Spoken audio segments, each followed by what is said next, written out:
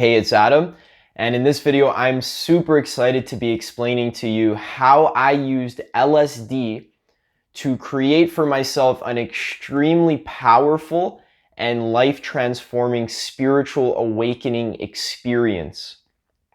Now, this isn't going to be your average trip report because the way that I use psychedelics is for a very particular purpose. And that purpose is to have deep insights into the nature of reality, to have spiritual enlightenment experiences. And that's why I use a very particular protocol. I use specific techniques, specific types of meditation. I'm very serious about my own spirituality. So I'm going to be explaining the step-by-step guide of how I used LSD to create for myself an extremely deep and life-transforming spiritual awakening experience. Now, just as a disclaimer, a lot of the stuff I'm going to be saying in this video is going to be very far out there. So it's going to require an open mind for you to actually listen to. This isn't just an LSD trip report, it's also a spiritual enlightenment explanation of what my true nature is and how I used LSD to realize that for myself. So let's get into it right now. So how did I use LSD to have an extremely deep non-dual breakthrough?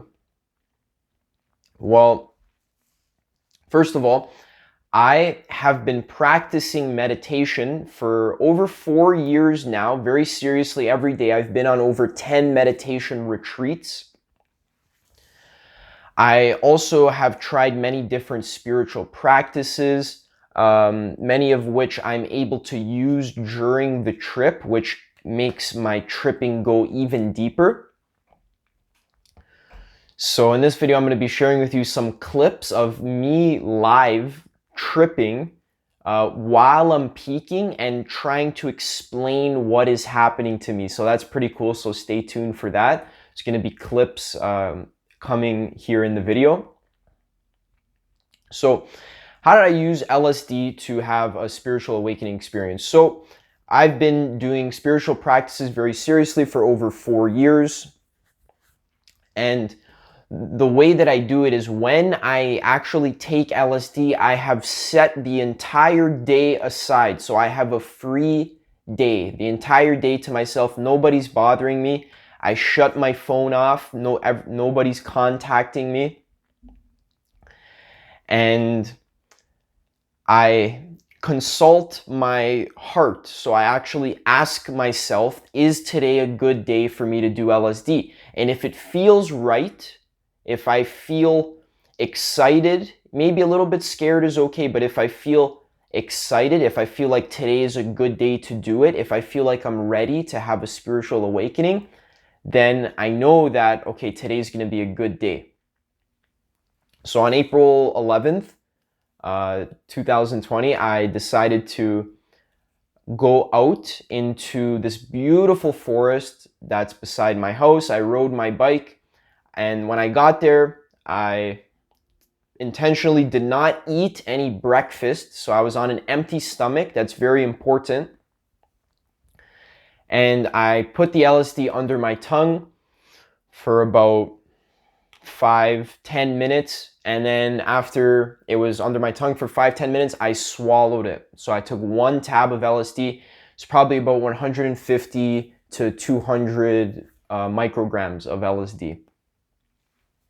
So once you put the LSD under your tongue, you have about 40 minutes until you actually start feeling the effects. So what I did was I found myself a very comfortable and secluded spot in the forest. I dressed very warm. I packed myself a bag with water, a book, and maybe some snacks if I were to get hungry.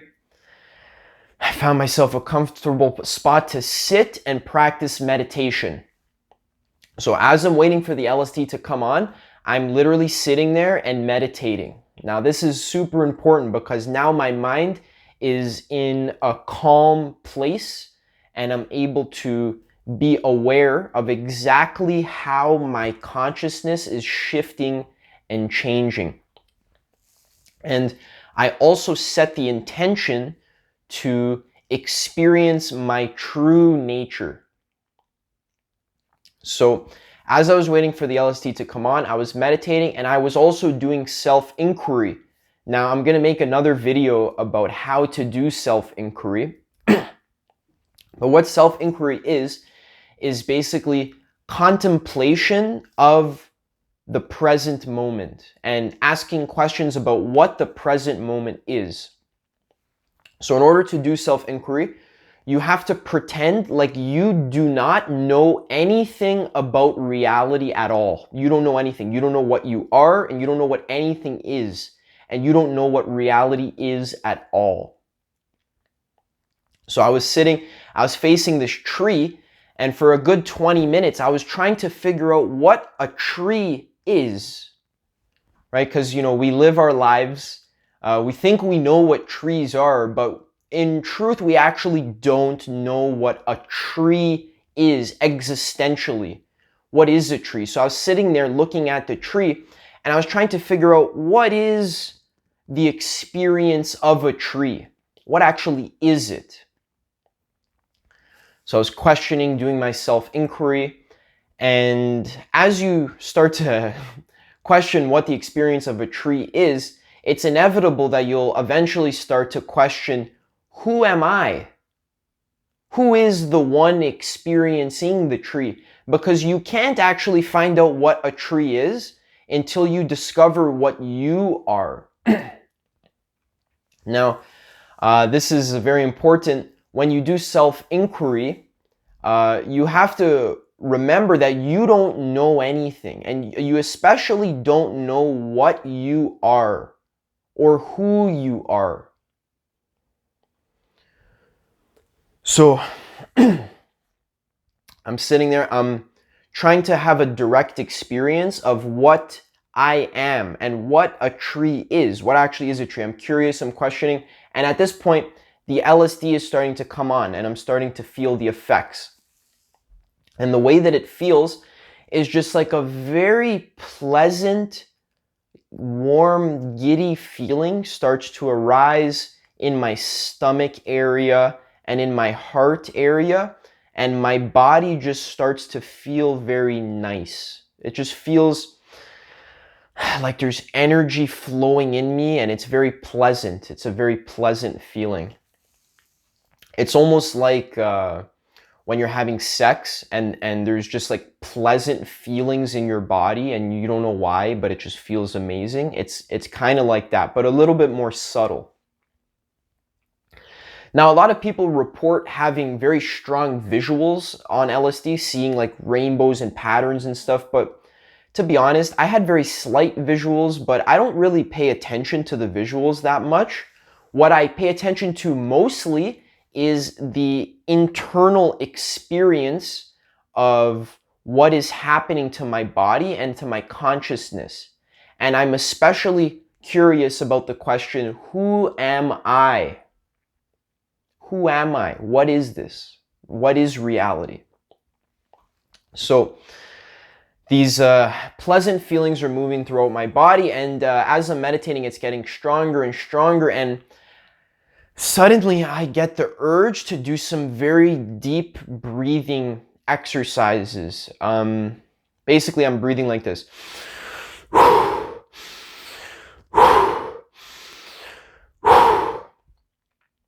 And as I'm breathing, the energy in my body is getting stronger and stronger, and it's starting to overtake my entire body. I feel like I'm tingling. My hands are tingling. I can barely feel my hands, and it's almost like this energy is engulfing my entire body. As I'm doing this, my attention was focused on my heart, just because that's what felt right. So I just kept my attention focused on my heart. Now, as this was happening, I was doing some extremely deep breathing. I had a very deep realization that there's a vast, infinite space that is in my body, and it's located in my heart. Like, and that means that the space in my heart is made of pure nothingness. And that space, that empty space, since it's so empty and it's so void, it can keep going in forever. So I can keep going in, and it goes deeper and deeper and deeper, but it goes infinitely deep into nothingness, because it is nothingness. Now, this is when I'm going to put a little clip of me experiencing this live. So here's the clip.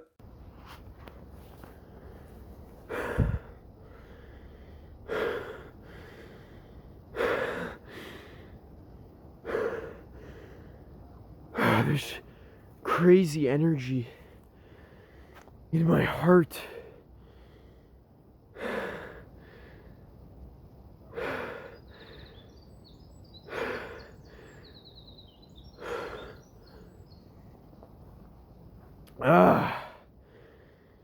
Woo! Woo! It's like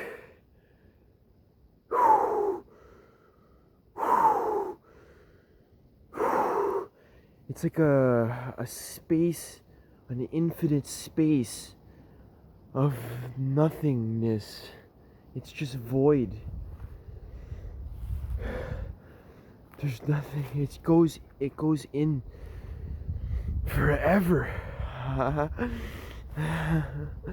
That's awesome.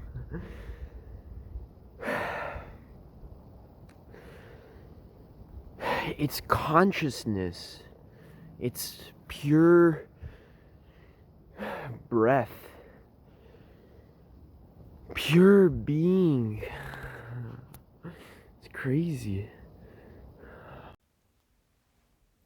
So this infinite space, I realize, is a void that goes infinitely deep within me, but what this void is awareness. This void is consciousness.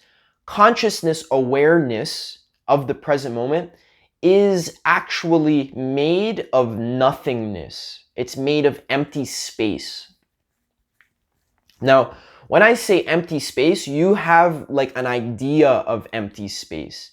You have a conceptual, you have a concept, a thought about what empty space is. Maybe you think about blackness, or maybe you think of like an empty cup or something. But that's not what emptiness is. Emptiness is not a concept, and it's not a thought. In fact, even the word emptiness isn't properly explaining what true emptiness is. Because true emptiness is formlessness. Meaning that any word that you use to try and explain it is already wrong. Because any word you use is a form. It's, if I say emptiness, then that means whatever I'm trying to point to is, it has qualities of emptiness. But true emptiness is formlessness, meaning that any word you use can't actually point to it. Anyways, that's a more technical point. But anyways, so I feel this really deep feeling of void and consciousness in my heart, and I realize that this void, this emptiness, is getting closer to my true nature, to what I actually am, what I actually exist as. And this is what love is. I'm not talking about love like the love you see on TV, or like the love you see when you read Romeo and Juliet, where they love each other. I'm talking about existential love. This is love for the universe. This is like God's love. This is unconditional love. Now, when I realize that my true nature is this empty void that's in my heart, notice how, since it's emptiness, since it's pure void, it's an empty space of nothingness, that also means that it can't just be localized in my heart, but it actually, since it goes infinitely deep, it also goes outwards infinitely, and it permeates and engulfs my entire present experience. So now I'm becoming very aware that my present experience is made of pure consciousness, pure emptiness, and also pure love. Love is a very interesting word because we usually hear it in terms of like Romeo and Juliet love, but love, really what it means is emptiness, formlessness, because something that is formless is free, is unlimited, and that means it is free to unconditionally love every single thing and every single experience. So we're getting a little bit technical now, but let's keep going. Thank you for bearing with me as I try and explain this very deep enlightenment experience. So as this is happening to me, I'm having very deep insights about the nature of reality and about consciousness, some of which maybe I'll try and edit into the video where I have them live. I talk about realizing that the truth of experience, the truth of life, like where the universe came from, the deep truth of who I am, isn't practically useful. It's not something that you can sell to someone. It's not going to help you get more money. It's not going to help you have more sex, which is why a lot of people aren't interested in the truth. Because what 90% of people are interested in is their own selfish, egoic desires like money, sex, improving themselves in some way. But the truth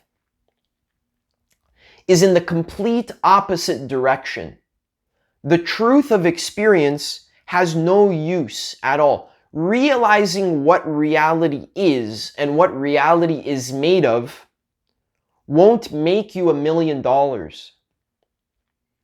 But also, counterintuitively, it is everything that you want. Everything you do in your life, everything that you strive towards is subconsciously so that you can reconnect with your true nature,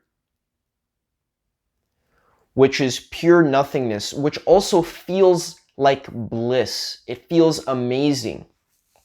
So as I'm having these very deep insights, I also feel like a little kid again. I feel like a child. All I want to do is I'm in a beautiful forest. I'm realizing that the forest is actually made of my own consciousness, like a dream. So when you're dreaming and you're playing around and jumping and skipping around in a forest, if you become lucid in the dream and you become aware that you're in a dream, you're aware of it, now the only thing left to do is just to have fun and enjoy the fact that you are in a wonderland, a beautiful forest that is completely made up of your mind. And nothing bad can happen to you. There's no fear left at all because you realize that you are one with your environment, like a lucid dream. Because in the lucid dream, your body is made of the same substance that the trees are made of. It's all made of consciousness. It's made of pure mind, pure dream stuff. Oh, it's consciousness. Oh, of course. That's awesome. It's just all consciousness. Oh, it's all... Oh, that's fucking amazing. Oh, of course. It's just nothing. It's like pure. It can take any shape, any form instantly. Oh, that's...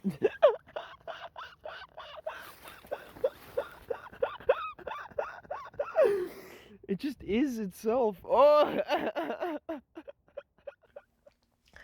And this is exactly the case in this waking state, in this present moment.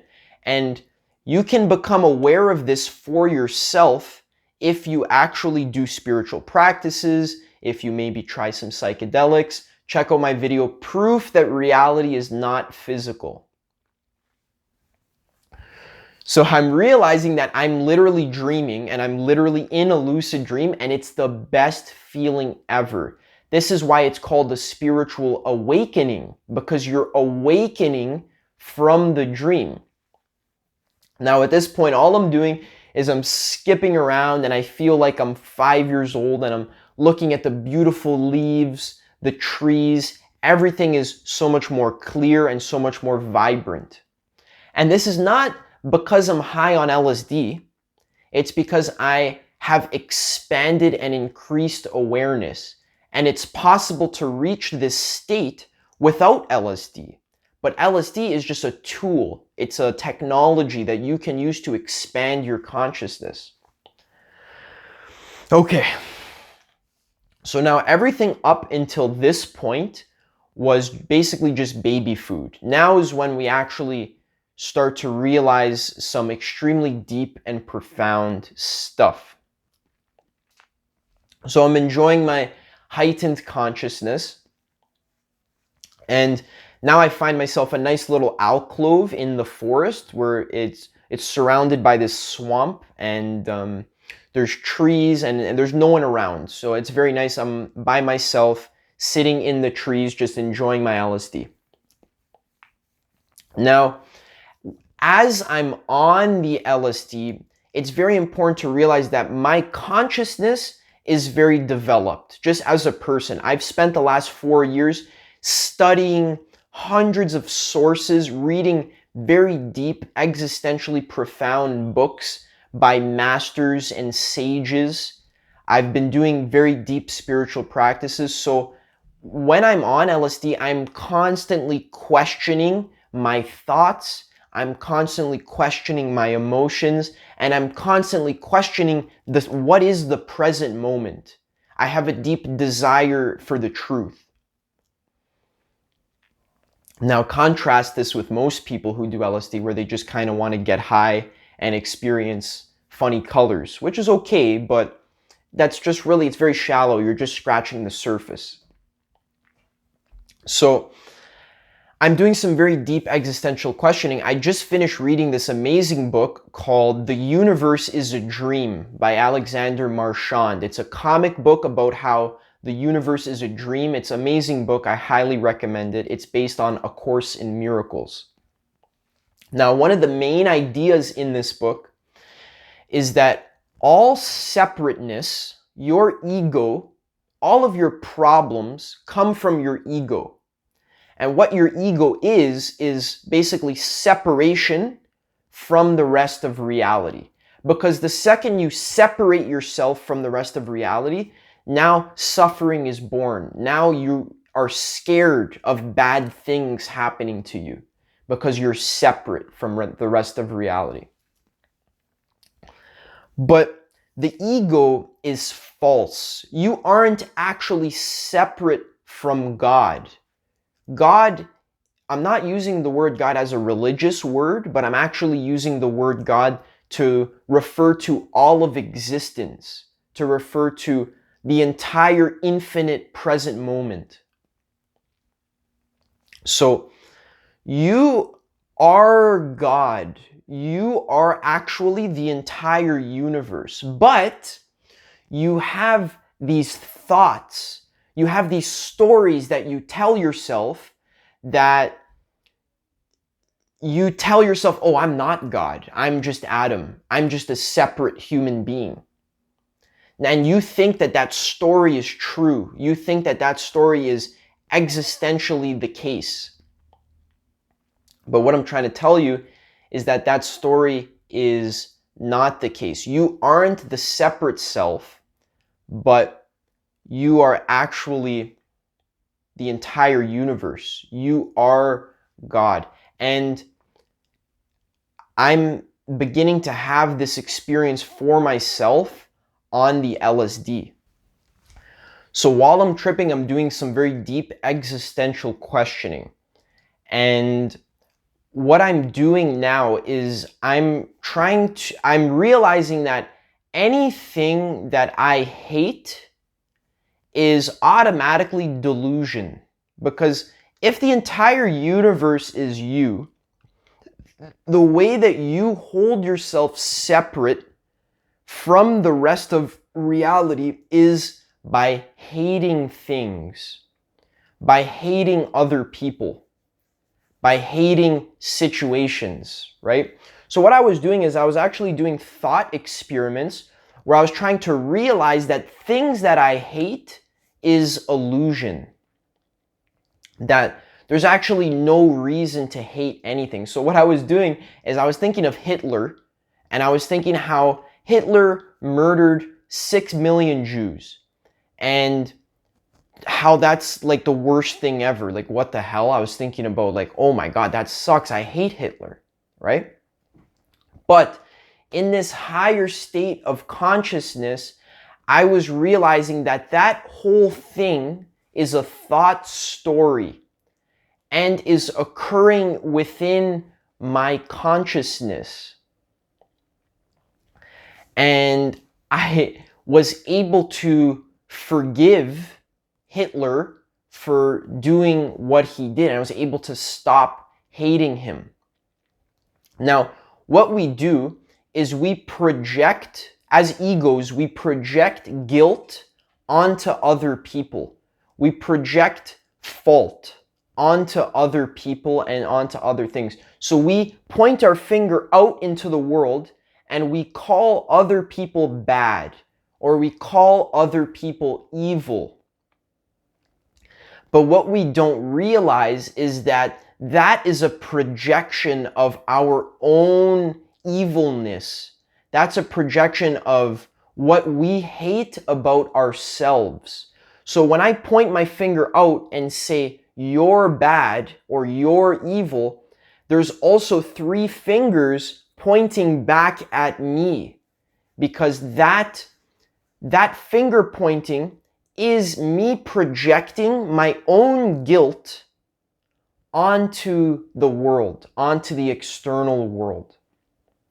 So what I was doing is realizing that in order for me to be guiltless, in order for me to fully forgive myself, I have to fully forgive other people, especially the people that I hate the most. So I was forgiving Hitler for doing the terrible act of the Holocaust, which is the worst thing ever. But in this higher state of consciousness, I was realizing that even something as gruesome and terrible as the Holocaust is perfection. In the same way where if you were to have a dream about the Holocaust, yes, it would be terrible, but at the end of the day, it's just a dream. And it's an illusion, and it's not actually real. And for you to believe that it's real means that you're stuck in the dream. But if you have a lucid dream, you can actually be happy and blissful even when you're observing what you would call the most terrible thing ever. Now, I know this is a very sensitive topic, but it's important to realize that I'm talking about very radical things. Consciousness is extremely radical. Everything you do in your life is selfish. The reason why you judge other people, the reason why you point your finger out and call other people bad, is because you want to selfishly survive in the world.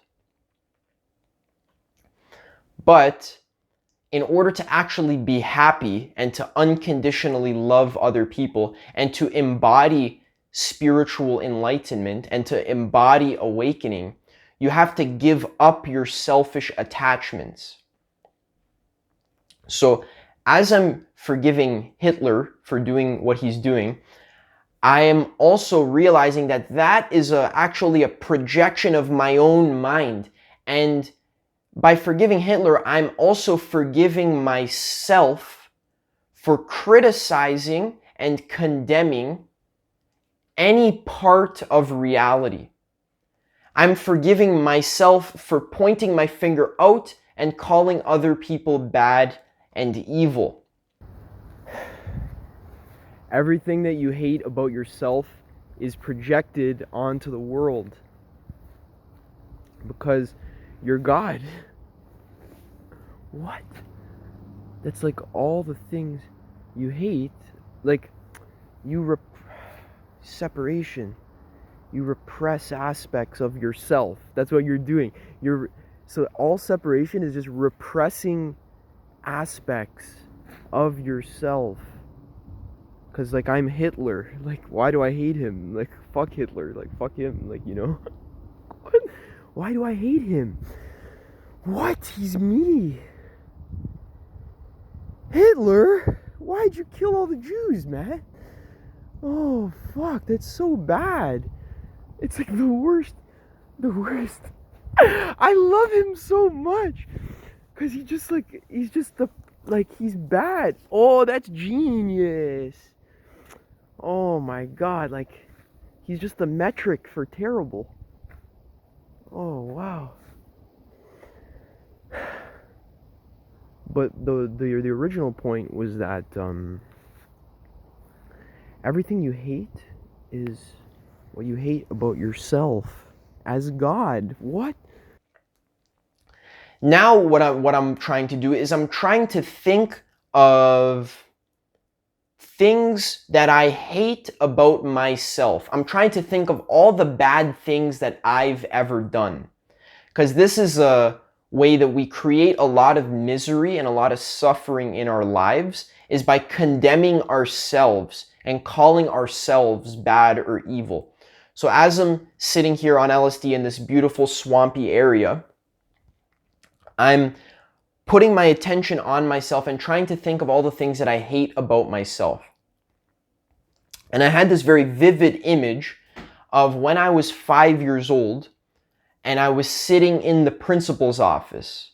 And of course, I'm in the principal's office, I did something bad, and the teachers are telling me I did something bad, and the principal's telling me that I'm a bad boy, right? But a part of me believed that I actually did something bad.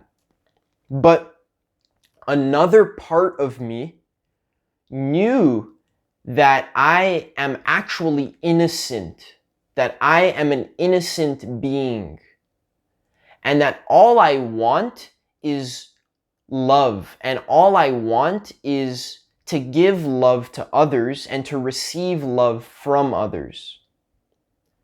And that I am as innocent as a newborn baby. And this thought actually triggered an extremely deep non-dual experience in me, where I started yelling, "I'm innocent! I'm innocent! I'm innocent!" And it was like every sin that I've ever done, sin, was completely washed away. And that I was completely healed of all self-judgment, of all self-condemnation. And that I realized that I am as innocent, as pure, as a newborn baby. And the reason why is because I realized that I'm not the body. What I actually am is pure awareness. Just the empty observer. The one who is aware of the present moment. And I realized my true nature is not the body. The body can do bad stuff. The body can hurt other people. But the pure awareness, the timeless subject that's always present and always here, is fully and totally innocent. Totally innocent. In fact, I could murder 10 million people and slaughter them and rape their wives and murder their children. And still, I would be completely innocent. I would not even acquire a scratch of guilt upon the infinite sea that is my innocence. Now, this is a really radical claim and is very difficult for people to accept, which is why enlightenment and which is why consciousness and spirituality is very difficult to mainstream, because these ideas give you power. Because now you're free to do whatever you want, and you realize that you are totally innocent. In the same way where if I murdered 10 million people in my dream, I would just be dreaming. I would be innocent the whole time. Now, I'm not using this to justify crime. I'm not using this to do bad things, but I'm actually using this to purify myself of guilt and to become a loving and authentic human being. Because we think that we need to guilt ourselves and that we need to judge ourselves so that we can behave like a good little boy or be a good little girl. But what we don't realize is that when we stop judging ourselves and we unconditionally accept ourselves as we are, just like how we would unconditionally accept a newborn baby. Would you point at a newborn baby and call it evil and call it bad? No, of course you wouldn't. It's a newborn baby. It's innocent. Now, as the baby grows up, maybe that newborn baby might grow up to be Adolf Hitler and might do some heinous acts. But still, deep down, still, the true nature of that baby is still pure innocence, pure awareness.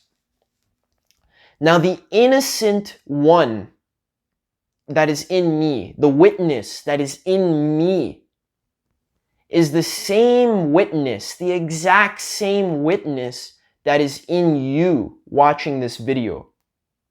I actually am you. And how do I know this? It's because that's what I am. I'm you. Hello, hi, I see you. I know your true nature. Because it is my true nature. It's pure nothingness. It is the empty space that is allowing for this room that I'm in to exist. If it wasn't for me, this room wouldn't exist.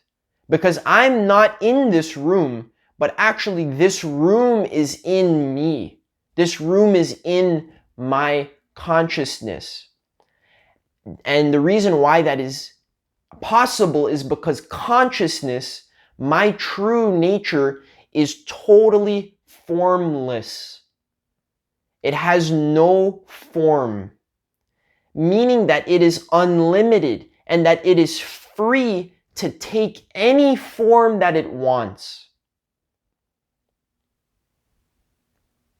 So I realize that I am pure innocence, pure innocence.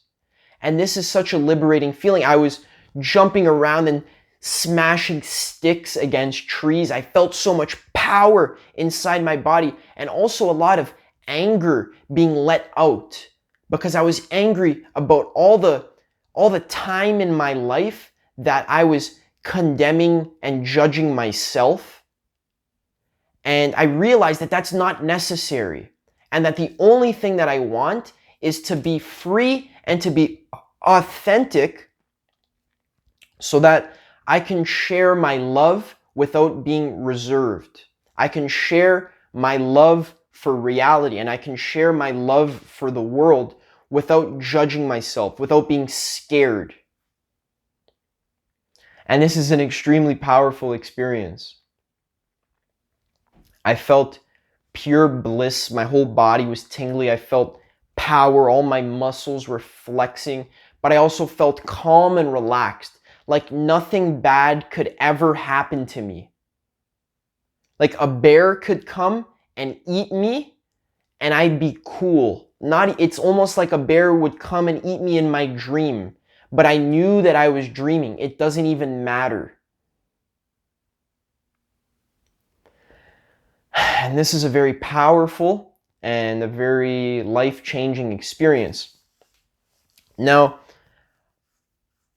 after this very crazy experience happened to me, I decided to leave this area, this swampy area that I was in, and I was walking. And I was walking along this beautiful forest path, and there were other people on the path, right? And all I wanted to do was to make eye contact with them so that I can share my love with them. So I can share this deep, blissful experience that I had with them. But I also knew deep down that these people aren't ready to be God. Right? So I was just kind of walking by them, and I was feeling a little bit awkward. I was feeling a little bit self-conscious as I was walking by these people. And I walked by 10 people, and every single time I walked by, I felt kind of bad that I wasn't able to just be normal and just to relax and say hi and smile. Now at this point, there was the 10th person now that I was walking by, the final person, and I told myself that I was going to make eye contact with them and smile. And this person was actually a father, and he had a baby on his shoulders. Now, I looked up at the baby, and I was just joking. I said, "Nice view up there," right? This baby must have been like 1 year old. And I made eye contact with the baby, and the baby made eye contact with me. And subconsciously, I knew that when I made eye contact with this baby, I would be seeing myself. And surely enough, right when I made eye contact with this baby, I instantly recognized myself as if I was looking in the mirror.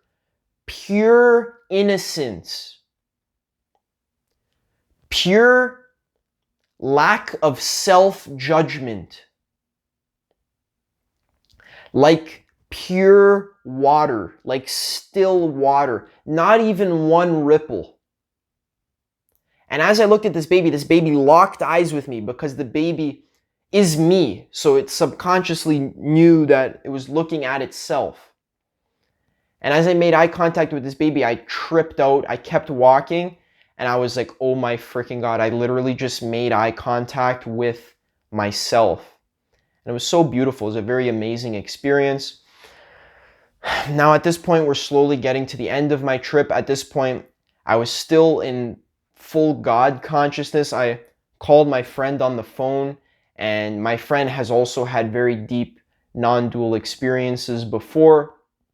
So as I was talking to him, he instantly recognized that he was talking to a channeled higher consciousness being, which was being channeled through me. He was literally like talking to God as he was on the phone.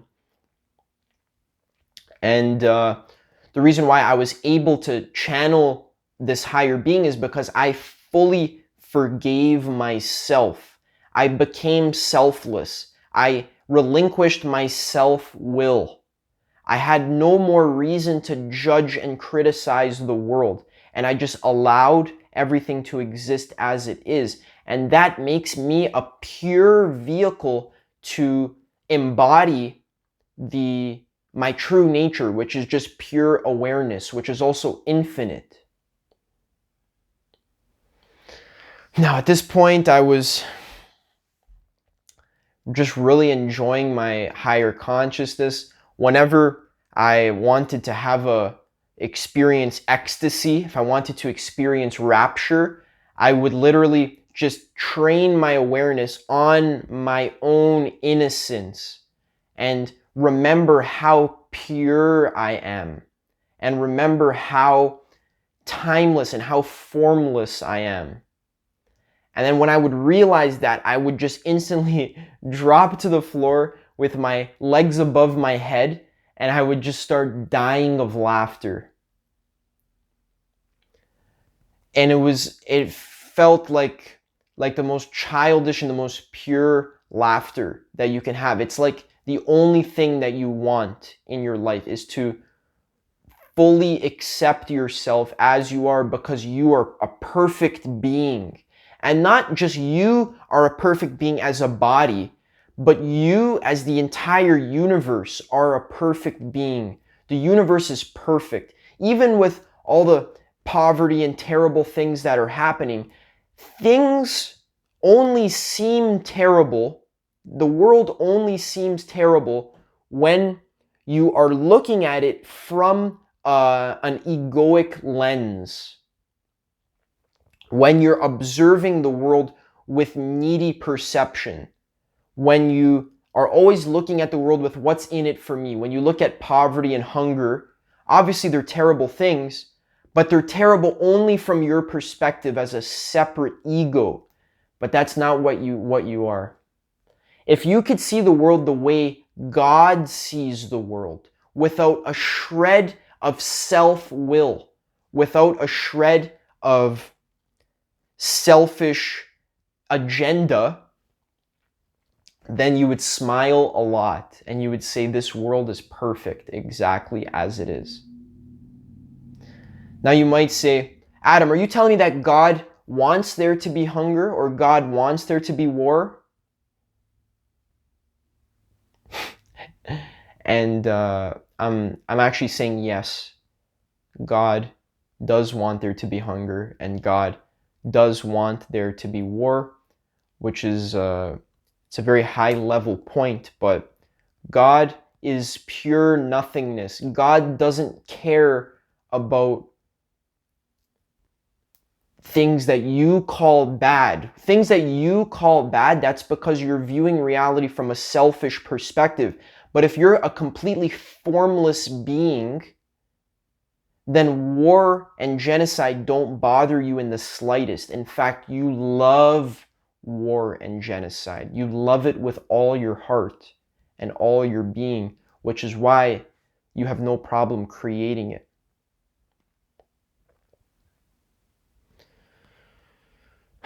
Now, at this point, I was just really enjoying my non-dual consciousness, and I brought one book with me on my trip. One book, this book, The Spiritual Teaching of Ramana Maharshi.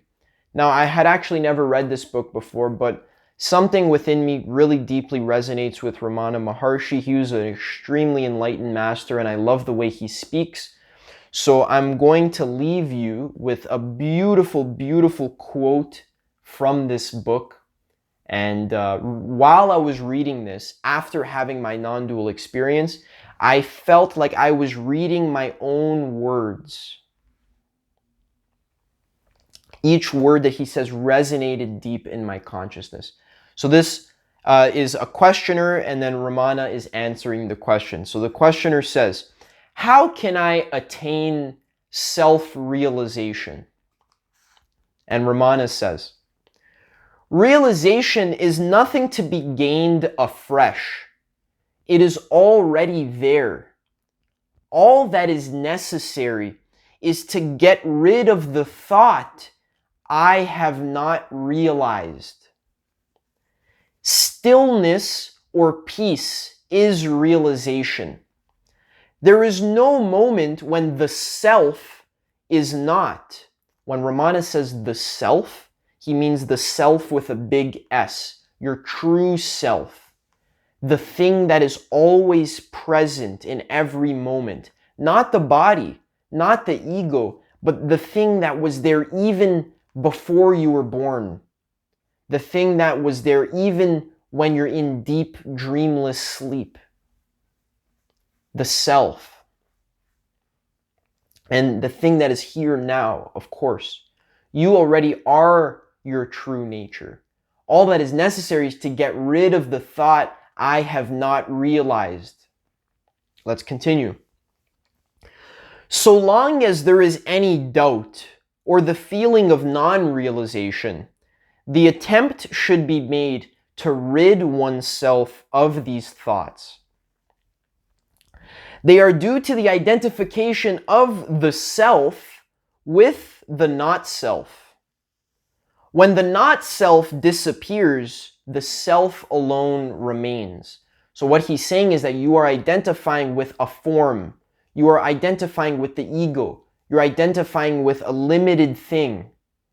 Once you get rid of that, once you do enough self-inquiry, which Ramana Maharshi literally invented self-inquiry, once you get rid of all forms of identification, the only thing that is left in stillness, in peace, the only thing that is left when you stop trying to do egoic things, when you stop trying to accomplish tasks, the only thing that is left is your true nature. And that is bliss, the feeling of bliss. To make room, it is enough that the cramping be removed. Room is not brought in from elsewhere. So that means if I have a crowded room, right, which is like your mind, it's crowded with all sorts of beliefs and ideas and thoughts about how you think the world works. If I want to make room, I can't bring room in from elsewhere, but I have to get rid of all the shit that's already in the room. And then whatever is left is empty space, is room.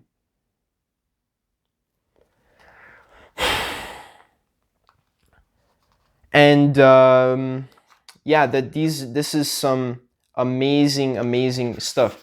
Questioner says, how shall I reach the self? Ramana says, there is no reaching the self. If the self were to be reached, it would mean that the self is not here and now, but is yet to be obtained. What is got afresh will also be lost, so it will be impermanent. What is not permanent is not worth striving for. So I say the self is not reached. You are the self. You are already that. The fact is, you are ignorant of your blissful state. Ignorance supervenes and draws a veil over the pure self, which is bliss. Attempts are directed only to remove this veil of ignorance, which is merely wrong knowledge. The wrong knowledge is the false identification of the self with the body, mind, etc. This false identification must go, and then the self alone remains. Therefore, realization is for everyone. Realization makes no difference between aspirants. This very doubt whether you can realize and the notion I have not realized are themselves the obstacles. Be free from these obstacles also. And I'm actually going to leave you with one more quote, because this, if you can't tell, really grounds me in the present moment. The questioner asks, should I not try to help the suffering of the world? And Ramana says, the power that created you has created the world as well. If it can take care of you, it can similarly take care of the world also. If God has created the world, it is His business to look after it, not yours. Now this is very important actually. I'm going to continue, but this is very important because a lot of people, especially people who are environmental activists, people who are always worried about the world's problems, don't realize that all you have to do is fix yourself. All you have to do is realize your own true nature. All you have to do is rid yourself of suffering. By ridding yourself of suffering, you will rid the world of suffering.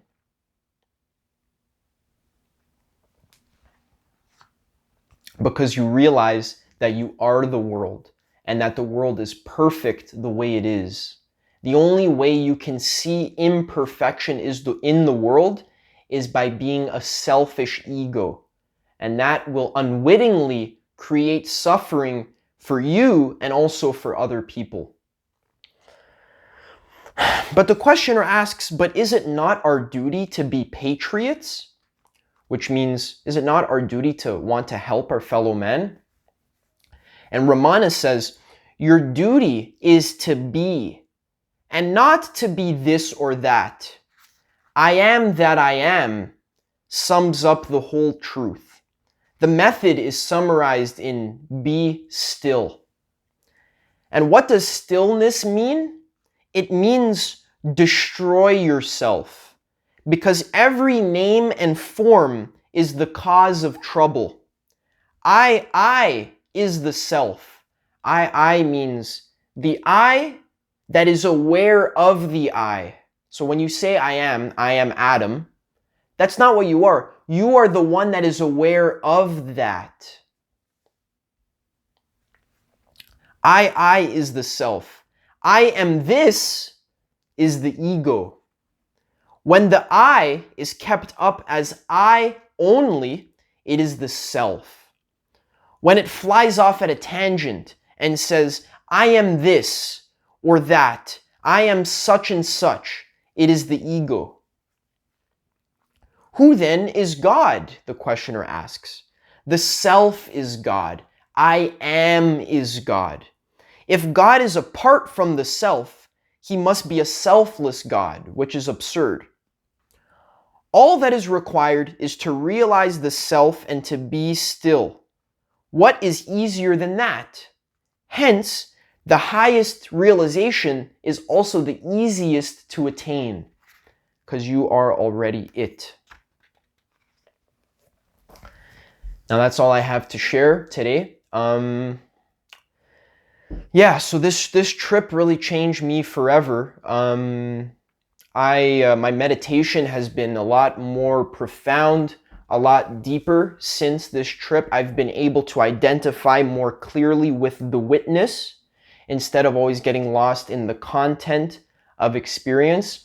Thank you so much for listening to my trip report. If you like this video, leave it a like, subscribe. I got content like this coming every single week. Some week I release 2 videos, some week 3, some weeks I release 1 video. But you can expect a video every single week from me. I got more videos coming about self-realization. I'm going to be sharing practices such as self-inquiry, which is what Ramana Maharshi teaches. So if you're interested in discovering your true nature and having deep enlightenment experiences, and of course also integrating this deep awakening into your everyday life, then stay tuned. I'm going to be sharing more techniques about how you can use psychedelics to have awakenings, how you can use self-inquiry to have awakenings. And also I'm interested in sharing all types of personal development content. So if you liked it, leave a like, comment, share with your friends, all that stuff. Thank you so much for watching. I hope you enjoyed the video, and I'll see you in the next one.